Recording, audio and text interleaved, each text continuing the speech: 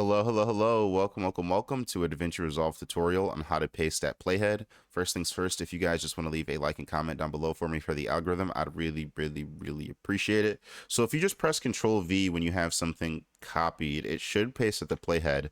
But people have noticed that sometimes it goes like way out here for no reason, and you probably want to know how to fix that if that's the issue.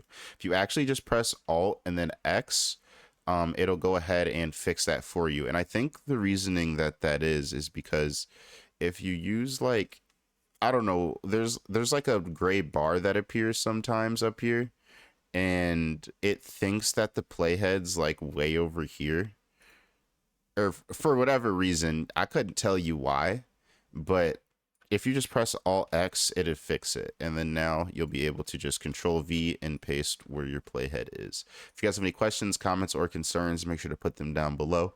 But other than that, it's been a DaVinci Resolve tutorial. Thank you guys so much for watching. Have a wonderful day.